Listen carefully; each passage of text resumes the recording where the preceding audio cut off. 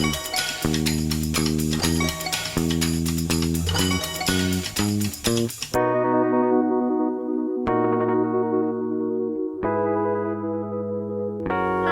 name is Danielle Davis, and I read, write, and roller skate in Los Angeles. Welcome to this writer's life where we peek into process. On this episode, I'm going to explore the story concept of setting.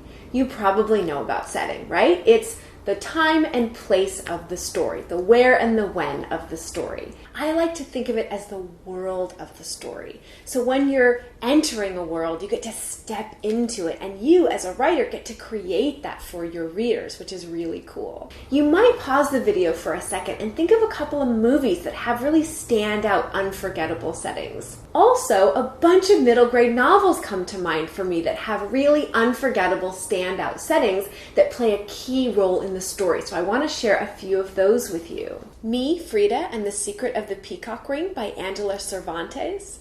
So this one is set in modern-day Mexico City, and more specifically, it takes place at Frida Kahlo, the artist's house. And so the main character is visiting that house, and there's a whole mystery that unfolds around it. Dragons in a Bag by Zetta Elliott. And this one takes place in Brooklyn, but it also has a lot of magic, and so there's sort of some time travel, and they go to other places and other times, and that's part of what makes this so special and cool. Peace Route Chen by Henry Lien. This one takes place in the city of Pearl, where the main character is studying Wu Liu, or this mix of martial arts and ice skating.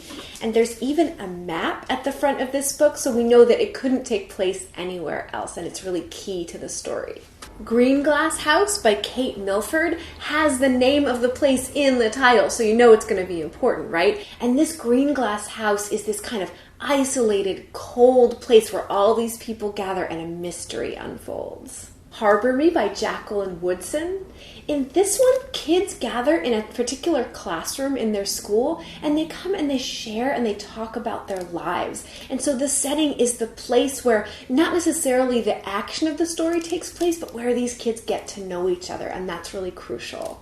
Holes by Louis Sachar takes place at the unforgettable Camp Green Lake, which is very quirky and one of a kind. Flora and Miranda Steal the Show by Jennifer Torres is set at a carnival. So that's a really unusual setting. And so you get all the characters of people who work and perform at this carnival, and it takes place, I believe, in the course of one day. Orphan Island by Laurel Snyder. Again, this one has the place in the actual title, so you know that it couldn't take place or be anywhere else.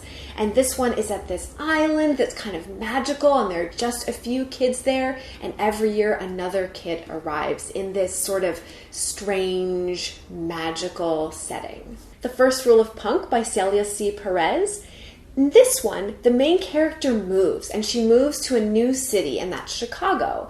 And so that is a big part of the setting and a big part of the story. She has new people and a new school, and she learns more about her culture by being in this new city as well. And finally, The Vanderbeekers of 141st Street by Corinna Yang Glazer. This one too has the setting and place right there in the title. And this takes place in Harlem in New York, present day. I have 4 questions for you to help you develop your own setting for your story. So these are questions that you can ask of every scene or of the story as a whole. And the first 2 have to do with the time and place, the setting itself. And then the second 2 have to do with how your main character feels about the setting. So the first question you can ask to develop your setting is, when does your story take place? What time period?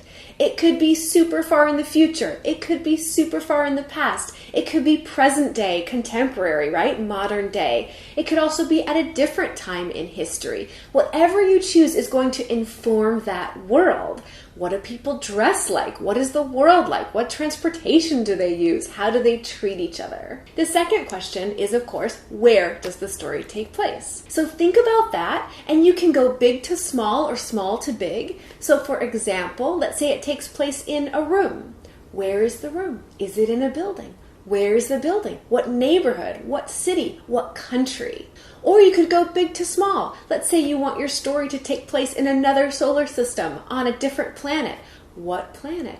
What is the planet like? Where on the planet does your story take place? The third question is, going to create a mood or a tone for your setting, and that is, how does your main character feel about the setting? Do they find it scary and unfamiliar? Do they find it adventurous and exciting? Is it big? Is it small? Someplace they've never been before? Is it dangerous? Is it chaotic? Is it serene or calm? What is the place like? Think of 2 adjectives that your main character would use to describe the setting. The fourth question you can ask is, how does the setting create an obstacle for your main character? This might not always be the case, but sometimes the setting creates more drama and conflict by putting an obstacle in the way of the main character. For example, if your character finds the setting scary and dangerous, they might want to escape from it.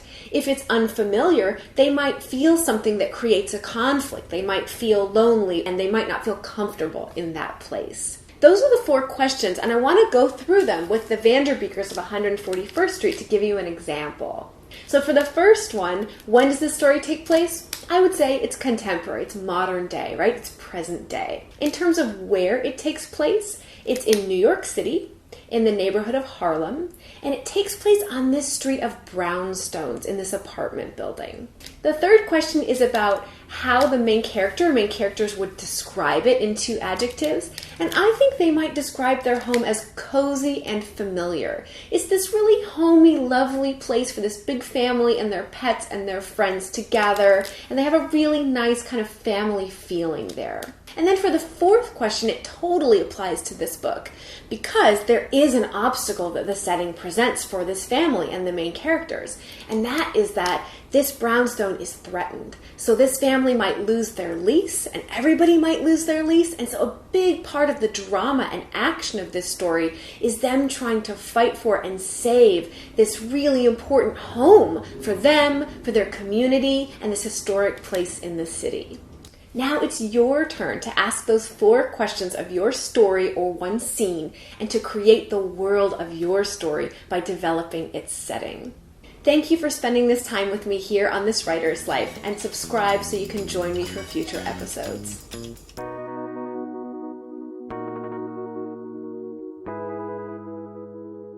Hi, my name is Robin, and I am here in Vancouver, Canada, in my little studio. I am working today on a book about patterns in nature.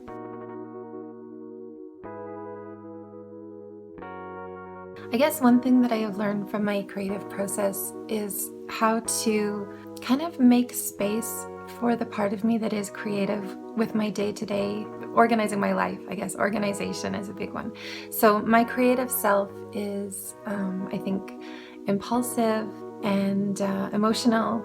And when I get an idea, I like to be able to just kind of sit down and work on it, sometimes for a really long period of time of focused concentration. And so what I try to do is make the space and time for that to happen when it does happen. So 2 ways that I do that. I am a student right now too. I'm in school.